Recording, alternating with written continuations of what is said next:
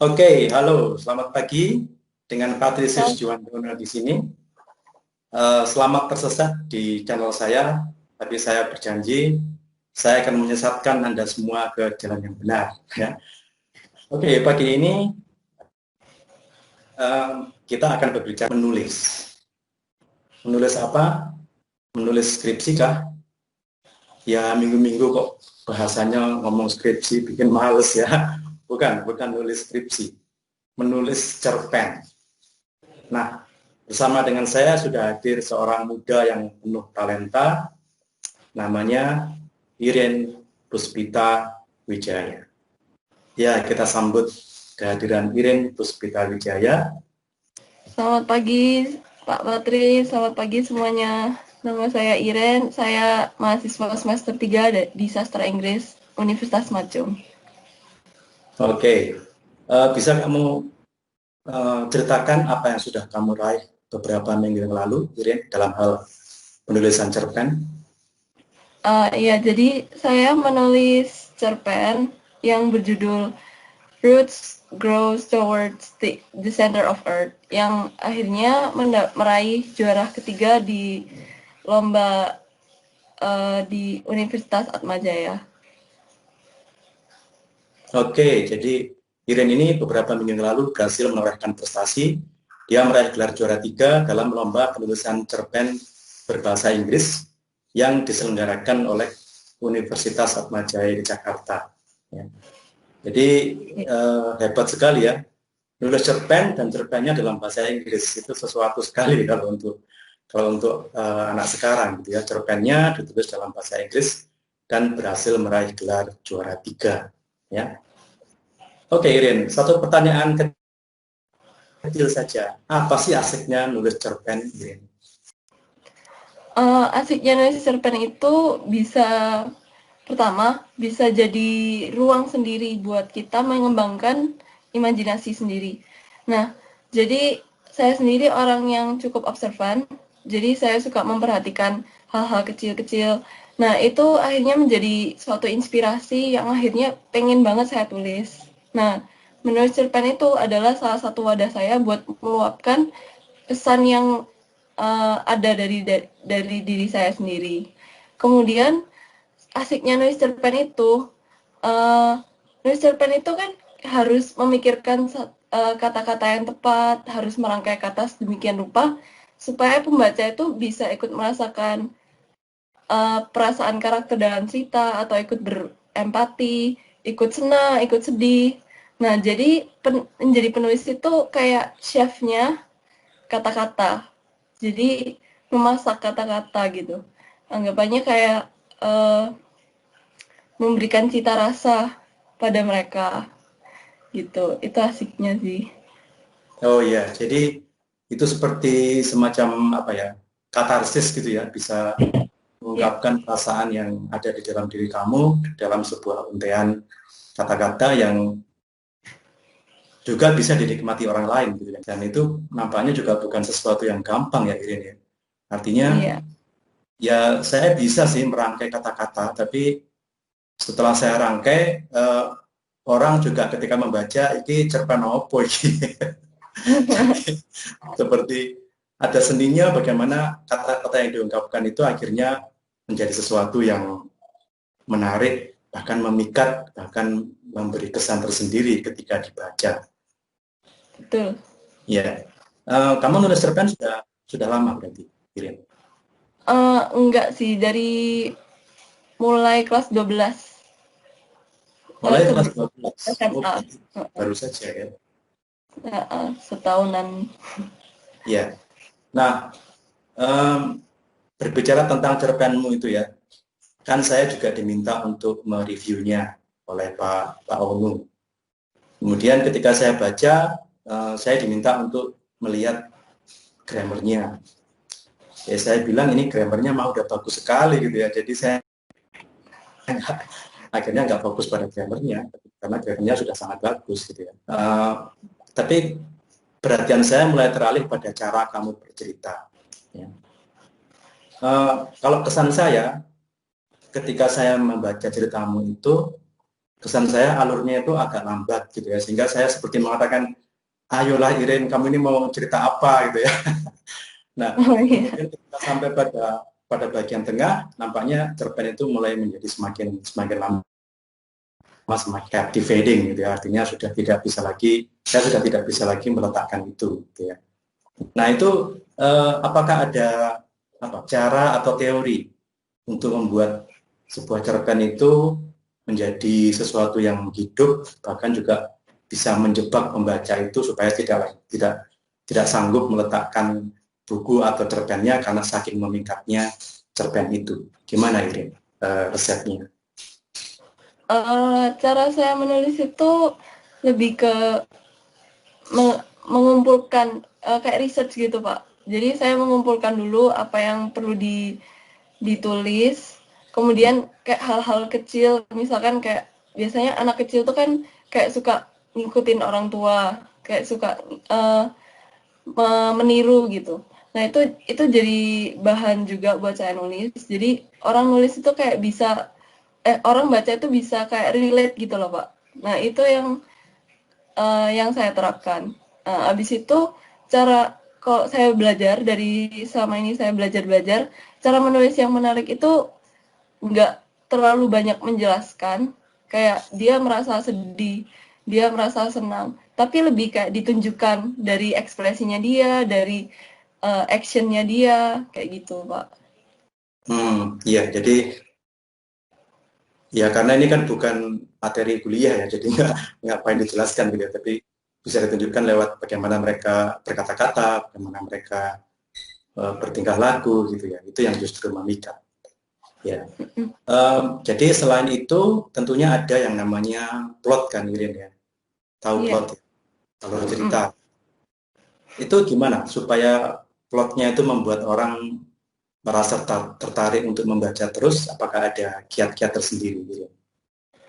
Hmm, dari cara saya belajar sama ini, itu saya ngikutin quotes-nya Abraham Lincoln, yang dia bilang gini, eh kalau saya dikasih waktu 6 jam buat nebang pohon, saya Hmm. akan ngabisin 4 jam pertamanya aja buat ngasah kapaknya.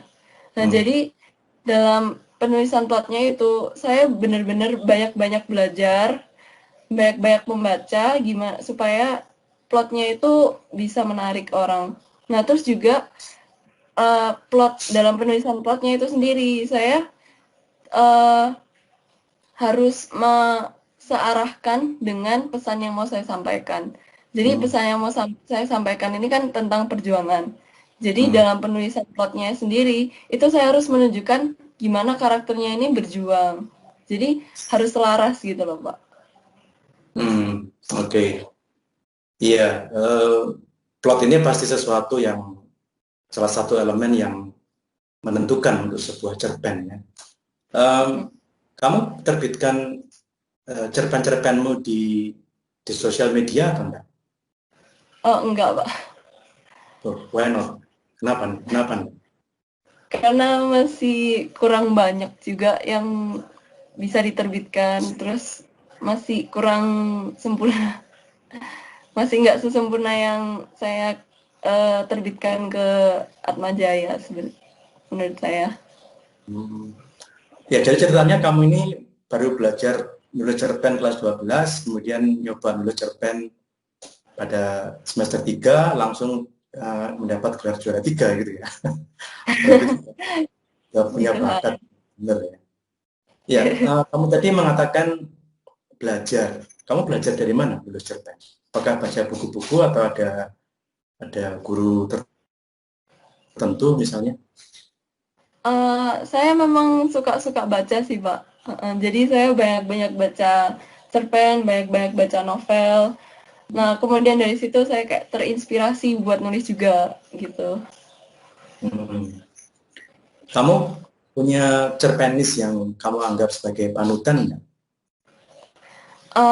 Ada sih. Namanya itu Charlotte Perkins Gilman. Dia tuh nulis tentang The Yellow Wallpaper Hmm? yang pesannya itu menurut saya kuat banget di feminismenya. Dan dia itu feminismenya. penulis di abad ke-8 19. Jadi dia nerbitin ceritanya itu tahun 1890-an gitu. Nah, sebenarnya pada tahun 1890-an itu kan ide-ide kayak feminisme atau kayak mental illness itu masih jarang dibahas. Tapi beliau itu udah menuliskan tentang itu dan itu pesannya itu masih valuable dan kuat sampai sekarang. Jadi itu yang saya kagumi dari penulisnya. Pesannya tentang apa? Penulis ini pesannya tentang apa? Tentang itu, tentang feminisme dan juga tentang mental illness. Oke. Ngomong-ngomong tentang feminisme, apakah kamu salah satu pendukung feminisme juga? Kalau dibilang salah satu mendukungnya kayaknya masih belum sih. Kalau maksudnya karena saya juga belum melakukan apa-apa gitu kan. Tapi saya setuju sama idenya. Kalau perempuan tuh bisa melakukan apa saja. Gitu. Oke. Ya, itu nanti bisa jadi satu topik wawancara tersendiri ya, ide-ide feminisme itu. Ya, kamu pernah baca atau pernah kenal nggak penulis namanya Haruki Murakami? Nggak pernah, Pak. Nah, itu salah satu penulis Jepang, novelis, bukan cerpen. Dia bikin novel dan sangat mempengaruhi orang banyak. Haruki Murakami namanya, usianya sudah tua, sudah 70-an mungkin. Ketika saya membaca karyanya, namanya Kafka on the Shore kalau nggak salah, itu aneh sekali. Masa di dalam situ ada karakter yang bisa ngomong sama kucing. Jadi kucing itu bisa ngomong, kemudian dia ngomong-ngomong sama kucing, dan itu menjadi salah satu bagian dari cerita itu sampai berlembar-lembar. Saya bilang ini kok aneh sekali ya, ini cerita yang nyeleneh kalau saya bilang. Tapi penggemarnya banyak sekali dan dia sangat merupakan figur yang sangat berpengaruh di dalam dunia sastra, dalam dunia novel. Saya tidak terlalu paham bagaimana caranya menikmati cerita seperti ini karena menurut saya itu aneh gitu ya. Tapi tentunya ya mungkin saya bisa tanya seperti kamu, kira-kira kita menikmati cerpen itu harusnya seperti apa, Irin? Supaya benar-benar terasa, ibaratnya kopi itu benar-benar terasa kopinya gitu ya. Harus seperti apa untuk menikmati cerpen atau cerita fiksi? Menurut saya terinspirasi juga dari quotes-nya Mbak Najwa Shihab yang dia pernah bilang gini, cuma diperlukan satu buku aja buat bikin kamu jatuh cinta dengan membaca. Nah, jadi jangan menyerah, tetap cari buku itu. Nah, sama kayaknya kayak dengan cerpen ya. Jadi kalau misalkan dengan satu cerpen ini kita masih belum enjoy, jangan menyerah dulu. Jangan langsung dibilang, baca itu gak asik. Lebih baik terus cari supaya sampai akhirnya ketemu buku yang tepat, ketemu cerpen yang tepat, kita udah ngerasa kayak, oh ternyata cerpen tuh bagus juga ya. Ternyata cerpen tuh asik juga. Kayak gitu menurut saya, Pak.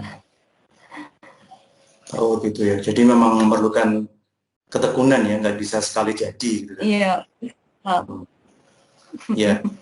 Nah, saya punya satu untaian peristiwa. Saya akan menguraikannya, kemudian kamu komentari itu kira-kira cerpen yang bagus atau enggak, atau cerita yang bagus atau enggak. Ya. Oke, Nah, siap. jadi seperti ini. Pada hari Minggu, ku turut ayah pergi ke kota. Naik delman istimewa. Ku duduk di samping kuda yang sedang mengendarai Pak supir. Setelah sampai di kota, kami makan-makan. Setelah kenyang, kami pulang, lalu kami tidur siang. Tamat. Nah, itu cerita atau enggak ini? Bukan sih kayaknya, Pak. Iya, Terus bisa apa? dibilang cerita. Cuma kayaknya kurang bermakna. Kurang bermakna. Iya, itu jadi kayak aja laporan. Macam laporan aja ya. Iya. Ya, jadi untuk membuatnya menjadi cerita harus digimanakan, Irin? Supaya kalimat-kalimat tadi itu bisa menjadi cerita yang asik itu harus diapakan? Kalau menurut saya dalam menulis sebuah cerita itu kita harus bikin pesannya dulu, atau pesan yang mau kita sampaikan itu apa, dan kemudian itu harus dirangkai. Kan dari ceritanya Pak Patris tadi udah dirangkai ya, jadi pada hari Minggu, terus turut ayah ke kota, naik delman. Nah itu udah sebenarnya udah terangkai kejadian-kejadiannya, tapi masih kurang detail lagi kalau menurut saya. Jadi kayak pada hari Minggu itu kok saya sebagai penulisnya, Minggu itu nanti saya jelaskan Minggu itu kayak gimana, terus pada hari Minggu turut ayah ke kota, itu ke kota apa, terus perasaan saya seperti apa. Jadi pembaca itu bacanya itu juga nggak kayak garing doang gitu loh, jadi bisa ikut merasakan, oh lagi Garing itu ya. dan apa gitu. Terus abis itu naik delman, perasaan orang itu gimana, jadi pembaca juga bisa ikut merasakan, oh ternyata naik delman tuh asik juga atau gimana, kayak gitu Pak. Ya, jadi harus main pada deskripsi ya, deskripsi Iya, suasana, deskripsi hari, deskripsi bahkan juga deskripsi tokohnya gitu kan ya. iya betul. Nah, saya tertarik pada yang kamu bilang harus ada pesannya. Nah, saya juga kadang-kadang nulis cerpen, tapi yang saya pikir itu bukan pesannya dulu, Irin. Yang saya pikir itu elemen surprise-nya atau elemen tegangnya atau elemen kejutannya. Nah, setelah itu saya tulis gitu ya. Saya tulis, kemudian bahkan saya tidak mikiri pesannya apa. Kadang-kadang yang saya pikir itu pokoknya ini harus berupa sesuatu yang sensasional, yang ada ledakannya di akhirnya atau ada endingnya yang sangat mengejutkan. Tapi pesannya saya nggak terlalu peduli soal pesannya. Bahkan ada satu cerpen saya yang dibilang, wih ini cerpen kok brutal sekali sih. Karena memang saya nggak mikir sampai kesananya gitu. Yang jelas yang ingin saya sampaikan ya ada sesuatu yang building up towards something that explodes at the end gitu. Ya, tapi memang pesannya saya nggak terlalu peduli dengan pesannya. Ya, nah yang seperti itu gimana ya? Kalau seperti itu. Jadi kita mikiri sensasinya doang aja, bukan pesannya. Itu juga salah satu cara penulisan yang bagus kok Pak. Kalau waktu itu saya pernah ikut workshop di Macung yang mengundang Kak Felix Nasi. Dia itu salah satu penulis yang cara pendekatan penulisannya itu natural. Jadi dia nulis ngalir, dan pesannya itu ditinggalkan, maksudnya diserahkan ke pembacanya. Nah itu lebih ke penulis natural sih. Dan kalau saya itu lebih ke anunya dulu, ke pesannya dulu, baru saya rangkai ceritanya. Kayak gitu. Oke. Ngomong-ngomong, kamu kalau cari ide gimana? Irin, cari ide untuk bisa nulis cerpen gimana caranya? Itu saya biasanya kayak mikir-mikir dulu. Biasanya brainstorming dulu. Terus abis itu kadang saya cari-cari di internet itu kayak tentang, biasanya orang-orang itu ada masalah apa. Di Line itu ada, di aplikasi Line itu ada akun yang kayak jadi tempat curhatannya orang-orang gitu. Dan di situ kadang ditulisin masalahnya mereka itu apa. Nah itu kadang saya catat, jadi kayak jadi bahan inspirasi, apa sih masalah orang di hari-hari ini. Kemudian saya kayak berusaha mencari-cari solusi dari masalah tersebut. Terus saya akhirnya ketemu kayak satu filosofi, oh ternyata masalah ini harusnya diselesaikan dengan begini gitu. Akhirnya itu yang jadi inspirasi dalam penulisan saya gitu Pak. Jadi tidak lepas dari membaca ya. Jadi Iya, membaca. kasus-kasus yang memang aktual, kemudian berpikir bagaimana caranya, solusinya bagaimana, dan itu bisa menjadi bahan cerpen gitu ya. Iya. Ya kalau saya sih, saya nggak ada pikiran baca itu. Kalau saya mau cari ide, itu saya jalan-jalan. Saya jalan-jalan, nggak mikir sama sekali, jalan-jalan. Terus tahu-tahu di tengah jalan itu ada satu pemandangan, ada satu peristiwa kecil sebenarnya, yang kemudian bisa memicu saya untuk, nah, ini bisa dijadikan bahan cerita gitu ya. Saya pernah lihat orang nyapu jalan itu dari situ bisa ini bisa dijadikan satu bahan cerita. Ya memang akhirnya ceritanya bukan orang tentang nyapu jalan, tapi tentang yang lain. Tapi dari kegiatan jalan-jalan tadi, di mana saya nggak berpikir sama sekali, cuma hadir di situ dan kemudian ya sudah mengalir seperti air begitu. Tapi dari situ kemudian ketemu satu ide. Nah mungkin Iya, pendekatannya lain dengan kamu ya. Kalau kamu lebih sistematis, kamu mungkin bakal jadi dosen gitu ya. mungkin Baca ya. kemudian observasi, brainstorming, dan kemudian sampai pada satu cerita. Gitu ya. Apakah ada rencana untuk mengeksplorasi cara menemukan ide ini, Ren? Jadi enggak cuma itu, tapi juga ada yang lain. Apakah kamu punya rencana untuk mencari cara lain untuk bisa menemukan ide? Saya sebenarnya juga kurang lebih kayak Pak Patris juga sih. Kadang kalau udah stagnan, nggak punya ide lagi, saya biasanya juga keluar rumah, terus misalkan cari-cari inspirasi, misalkan lihat apa gitu. Terus kemudian saya bikin skenario sendiri di kepala. Jadi misalkan saya lihat orang lagi marah-marah, itu saya nggak langsung mikir kayak oh, orang ini jahat gitu. Saya bakal bikin imajinasi di kepala saya sendiri kayak misalkan oh mungkin orang ini lagi marah-marah karena mungkin dia diceraikan istrinya gitu, atau mungkin dia dirampok mobilnya gitu. Nah, jadi itu bisa jadi bahan juga. Jadi nggak lepas juga dari mengembangkan imajinasi sendiri gitu.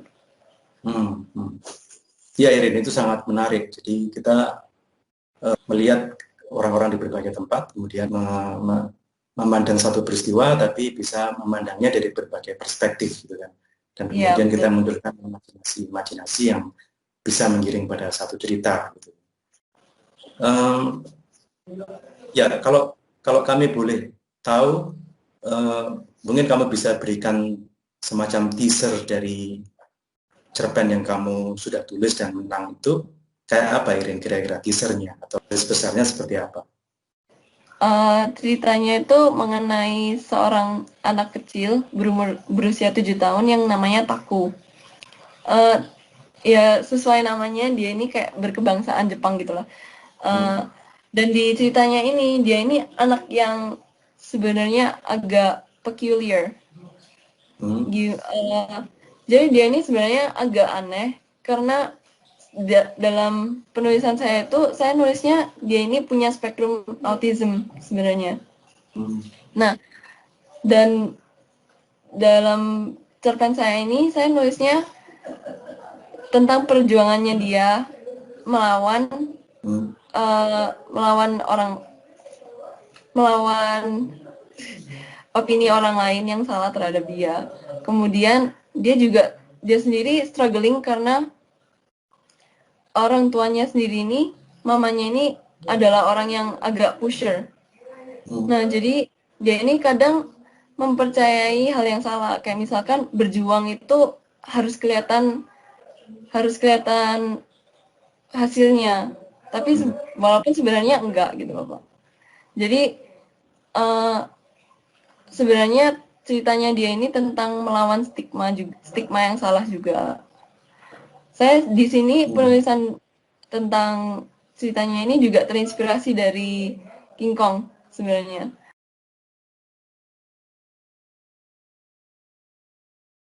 Waktu itu kan King Kong dia naik ke gedung Empire State. Habis itu karena dia ditembak-tembakin sama di helikopter ditembak-tembakin. Nah, itu kemudian dia kan marah. Nah, kadang itu saya terinspirasi kalau orang yang nggak tahu masalah apa yang dia hadapi, itu kadang dia lawan balik. Jadi they fight what they don't understand. Itu yang kerap kali terjadi juga di kehidupan nyata kita. Kita tuh kadang lawan balik, tapi kita sendiri nggak tahu apa yang harus kita lawan balik itu apa, gitu Pak. Waduh, itu Dan sudah masuk psikologi ya. Kamu iya, berbakat jadi seorang psikolog juga ya. lumayan. Ya, jadi artinya untuk bisa menghasilkan cerpen seperti itu kan kamu harus benar-benar tahu bagaimana mengurai satu gejala psikologis tertentu ya, kemudian bahkan juga bisa membaca buku-buku psikologis juga. Nah, pertanyaan saya, apakah perlu seorang penulis cerpen itu bisa sampai memahami psikologi, bahkan mempelajari ilmu psikologi supaya ceritanya lebih bagus begitu? Iya perlu Pak, kalau menurut saya. Dalam menulis itu juga menurut saya research itu penting banget. Jadi kalau misalkan kita mau menulis soal saintis, kita lebih baik belajar soal sains. Kalau misalkan kita mau belajar soal uh, arsitek, misalkan karakter utama kita itu seorang arsitek, itu lebih baik kita belajar juga tentang arsitek supaya ceritanya itu juga nggak cuma dalam di pesannya doang, tapi juga ada mengandung unsur edukasinya juga. Hmm, hmm. Ya, itu kompleks sekali ya artinya, tapi kemasan yang lengkap, bukan cuma cerita, narasi dan menghibur, tapi juga ada unsur edukasinya. Sekalipun unsur edukasinya juga pasti nggak seperti dosen mengajar mahasiswa gitu kan, ya kan bisa sangat garing kalau gitu. Tapi bagaimana pesan-pesan itu bisa tersampaikan lewat sebuah untayan kalimat, untayan cerita yang menarik gitu ya. Nah, sekarang pertanyaan saya pada gini, apa yang membuat akhirnya cerpen itu menang di lomba di Atmajaya itu? Apakah kamu tahu kira-kira menangnya kenapa gitu? Waktu itu kan saya juga dibantu masukan sama Pak Wawan. Waktu itu Pak Wawan bilangnya, oh pesanmu kuat kok, pesannya bagus, pesannya kuat, dan mungkin kayaknya menang di pesannya itu Pak ya. Dan juga beberapa teman saya bilangnya, oh tulisannya bagus, kayak orang Native American gitu. Jadi mungkin di penulisan saya dan di pesan, mungkin itu yang mempengaruhi ya. Oke. Ya, jadi kalau seorang cerpenis itu dia sudah punya cerita, sudah punya pesan yang mau disampaikan, tapi kan yang membuat cerpen itu menjadi menarik itu adalah cara dia bercerita, cara dia mengungkapkan pesan atau makna dengan kata-kata gitu kan ya. Kalau kata-katanya kalau kata-katanya garing dan datar seperti itu ya nggak menarik. Nah, kamu apakah punya semacam kiat atau semacam cara untuk bagaimana merangkai kata-kata itu, bahkan dalam bahasa Inggris ya, merangkai kata-kata dalam bahasa Inggris itu supaya menjadi sesuatu yang berkesan, bukan cuma grammatical tapi juga berkesan begitu. Gimana caranya ini? Kalau kata-kata yang berkesan itu kadang saya bisa dari membaca. Jadi saya membaca novel yang atau cerpen yang memang tulisannya bagus. Kayak waktu itu saya baca juga dari ceritanya Jack London, To Build a Fire.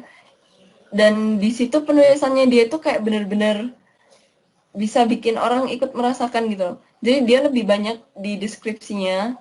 Misalkan dia tokohnya merasakan sakit, itu dia nggak cuma ngomong sakit doang, tapi dia menunjukkan gimana rasa sakitnya. Misalkan tangannya itu kayak berdarah-darah, terus abis itu kayak sekitar tangannya itu ngerasa kayak mati rasa gitu. Jadi lebih main di deskripsinya sih Pak, kalau menurut saya. Dan penulisan yang bagus itu kadang bisa juga terinspirasi dari pikiran kita sendiri. Jadi kadang kalau misalkan kita berpikir itu, misalkan kita lagi berpikir, lagi ngelamun, dan habis itu kita kayak memikirkan suatu kata-kata dan kata-katanya itu kayak terngiang-ngiang, itu bisa dijadiin bahan inspirasi gitu Pak. Akhirnya nanti kayak dirangkai lagi, mungkin memilih kata-kata yang lebih tepat, terus akhirnya ya dituliskan seperti itu. Oke. Iya, jadi itu perlu talenta dan juga perlu kemampuan yang terus-menerus biasa ya, Irin ya. Iya, banyak membaca. Iya, saya juga senang kamu mengatakan banyak membaca karya, itu nampaknya pasti berdampak positif juga untuk penulisan cerpenmu. Artinya itu pasti memberikan pengaruh yang positif terhadap bagaimana kamu merangkai cerita, bagaimana kamu merangkai kata gitu. Nah, bicara tentang penggambaran cerpen, ya. Saya pribadi lebih suka cerpen yang tidak terlalu bertele-tele penggambarannya, tapi kemudian langsung masuk pada tensionnya, ketegangannya, kemudian mengantar pada klimaksnya gitu. Tapi juga ada yang mengatakan ya cerpen kayak gitu mah dangkal, ini nggak terlalu bisa memasuki dulu alamnya di situ bagaimana. Tapi secara pribadi saya lebih suka cerpen yang nggak terlalu banyak orang Jawa itu ubur rampenya gitu ya, langsung masuk pada tensinya, tekanannya langsung masuk, oh ternyata ini gitu. Nah kalau menurut kamu gimana, Irin, yang seperti ini? Itu saya sebenarnya juga baca banyak cerpen yang memang juga langsung ke scene pertama gitu, tiba-tiba langsung actionnya gitu, dan itu juga menarik sih menurut saya. Karena kan kalau cara penulisan saya ini lebih ke penjelasan orientasinya dulu, terus abis itu baru masuk ke actionnya. Tapi bisa juga actionnya itu di depan sebenarnya. Jadi cara penulisannya beda, tapi sama-sama bagus menurut saya. Iya, ya kalau saya bilang tadi penulis yang saya sebut tadi yang Haruki Murakami itu bukunya tebal sekali. Ya, kalau saya baca itu karena dia penggambaran karakter maupun penggambaran settingnya begitu detail sehingga menjadikan bukunya tebal gitu ya. Ya buat orang yang mungkin kurang sabaran mungkin hal itu bisa menjadi sesuatu yang tidak disukai. Tapi kalau orangnya bisa meresapi seperti yang kamu tadi bilang, ya barangkali itu menjadi salah satu keasikan dan kenikmatan tersendiri dalam membaca cerpen gitu ya. Dalam membaca novel atau karya sastra. Nah, Irin, pertanyaan berikutnya, kamu ini kan mahasiswa sastra Inggris ya. Apakah kamu baru masuk semester 3 sekarang ya? Iya. Masuk semester 3. Nah, apakah kuliah kamu selama ini itu menyumbang pada kemampuanmu untuk menulis cerpen? Atau misalnya kamu kuliah di manajemen, apakah kamu juga bisa menghasilkan cerpen yang akhirnya menang di Atma Jaya? Kalau ya menurut saya sangat berhubungan sih kalau sastra Inggris dengan cerpen bahasa Inggris yang saya buat, terutama di pelajaran vocabulary yang waktu itu diajar sama Pak Patri sendiri. Nah itu saya juga belajar bagaimana menempatkan suatu kata sehingga di rangkaian katanya itu jadi lebih bagus gitu, lebih hidup. Nah, jadi karena penempatan kata itu kan penting banget di dalam sebuah cerpen. Kalau misalkan kata yang digunakan itu salah, otomatis orang yang membaca itu juga kadang ikut kok katanya gini atau kurang tepat gitu. Terus kemudian ada lagi pelajarannya Pak Wawan yang influential reading. Itu ngajarin kita gimana cara menelusuri sebuah cerita. Dan itu ngajarin banyak buat aku, buat nulis cerita. Jadi gimana penempatan sebuah ide di dalam sebuah bacaan. Terus abis itu Mem Lilis itu juga ngajar Introduction to English Literature. Dan itu juga hampir sama. Jadi gimana cara kita menelusuri sebuah cerita, tapi di segi literasinya. Terus ada lagi paragraph writing yang diajar sama Mem Lilis juga. Nah itu paragraph writing itu gimana cara kita mengembangkan satu paragraf. Jadi gimana kalimat pertama itu nanti berhubungan dengan kalimat selanjutnya, terus kalimat selanjutnya, sampai satu paragraf itu punya pesan yang utuh gitu. Sangat berhubungan dengan Pak. Kalau misalkan saya di jurusan lain, mungkin saya nggak bakal belajar tentang vocabulary itu. Jadi kalau misalkan saya mau menulis, saya bakal kerja 2 kali gitu anggapannya. Harus lebih banyak baca, lebih banyak belajar sendiri. Pasti lebih berat misalkan saya nggak di jurusan sasing. Oke. Ya, dulu kamu waktu di SMA jurusannya apa? IPS, bahasa? IPS, Pak. IPS ya. Ya, tapi kayaknya kamu punya bakat bahasa yang sangat tinggi itu. Kalau enggak kan semester 3 udah bisa nulis kayak gitu ya. Gambarnya sangat nyaris sempurna, sehingga ya saya kira itu something to be highly appreciated ya, Irin ya. Nah, ini kalau kamu punya sesuatu pesan yang ingin disampaikan kepada rekan-rekan yang pengen nulis cerpen tapi belum bisa, kira-kira pesannya seperti apa itu? Nah, kalau menurut saya mirip sama quotes yang tadi saya sampaikan, quotesnya Abraham Lincoln itu. Kalau misalkan dikasih waktu 6 jam buat nebang pohon, dihabiskan 4 jamnya buat ngasah kapak. Nah, jadi kalau misalkan mau menulis tulisan yang bagus, itu butuh belajar yang banyak, tetap rendah hati supaya mau belajar. Persiapan itu harus benar-benar matang. Jadi kemudian juga harus selalu belajar untuk terinspirasi. Misalkan lihat sesuatu itu jangan disepelekan gitu loh.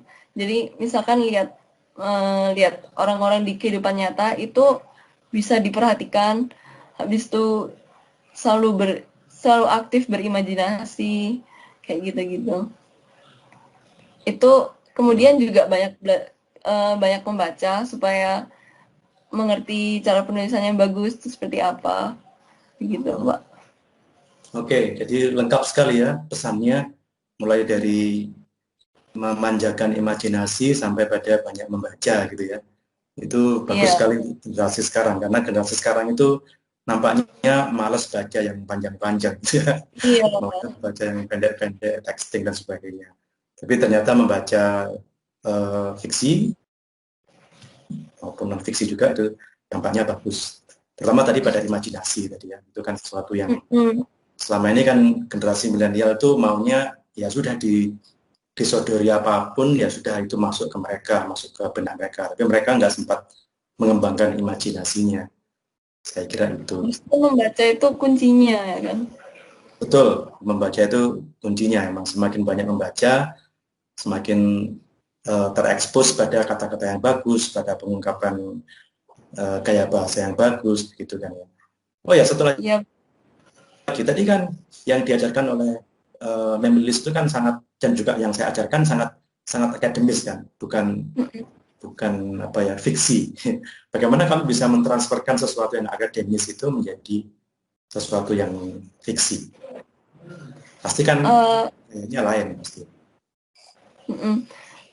Kalau menurut saya sih enggak, sebenarnya lebih ke akademis, tapi juga bisa dikembangkan gitu loh Pak ke dunia fiksi. Kayak misalkan paragraph writing itu kan gimana cara menulis paragraf dari satu kalimat aja, itu nanti dikembangkan kalimat selanjutnya. Itu yang saya ambil di situnya. Jadi saya menjelaskan tentang satu orang, kemudian saya jelaskan lagi kehidupannya seperti apa, terus kesehariannya seperti apa. Jadi masih bisa diaplikasikan ke dunia fiksi sebenarnya, Pak. Oke. Jadi bisa ditransfer ke fiksi juga ya. Oke. Bisa dilakukan. Ya, tentunya apakah kamu masih punya rencana untuk menulis lebih banyak cerpen di masa yang akan datang, Irin? Oh iya, pasti ada, Pak. Saya sedang mengumpulkan ide-ide juga buat penulisan. Apalagi nanti di semester 4 kan ada creative writing. Nah, itu saya harap ada harapan supaya ya bisa mengembangkan lebih lagi di semester kedepannya. Ya. Mungkin nanti pada saat penulisan skripsi, kamu nggak nulis skripsi. Mungkin bisa nulis novel ya, Irin ya? Karena ada kesempatan itu. Ya, atau menulis koleksi cerpen gitu. Ya, saya juga punya koleksi cerpen. Kalau kamu check it out di storyal.co, storyal.co-nya cari nama saya, di situ ada. Ya, saya juga nulis cerpen, tapi rasanya bedanya antara saya dengan kamu adalah kamu nulis cerpen dan kamu menang, saya nulis cerpen tapi nggak menang. Ya. Yang penting ceritanya bagus, Pak. Oke. Mungkin ada, ya itulah, pokoknya seorang penulis cerpen itu kan mungkin juga tidak terlalu mencari hadiah, tapi yang penting dia merasa puas, dia katasisnya bisa terpenuhi begitu ya. Dan syukur-syukur kalau bisa menghibur juga gitu ya. Ya, sudah panjang obrolan kita ini, asik sekali ya Iren ya. Terima kasih sudah hadir di sini, Terima kasih, Pak. membagikan kepada kita bagaimana menulis cerpen yang baik, bagaimana bisa menulis cerpen, ya, pengalaman yang dipandang dari perspektif lain sehingga bisa memunculkan imajinasi-imajinasi yang bisa kemudian diubah menjadi satu cerita gitu ya. Sangat menarik, Iren. Saya kira kamu masih muda, masih punya potensi yang bisa dikembangkan lebih lanjut. Tentunya salam sukses buat Iren ya ke depannya. Semoga bisa menjadi seseorang yang bisa menginspirasi banyak orang lewat cerpen-cerpennya, bahkan juga pada novel mungkin ya. Kepikiran nggak bisa nulis novel gitu, Iren? Mungkin bakal saya coba. Oke, iya. Ya, Terima saya kasih kira. juga buat tanya, Pak. Iya, oke. Terima kasih sekali.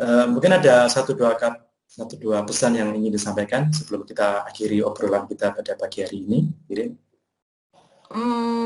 Untuk para penulis, jangan menyerah, terus mencoba, dan jangan lupa buat appreciate and celebrate your progress. Meskipun progresnya mungkin lambat, tapi yang penting jangan berhenti.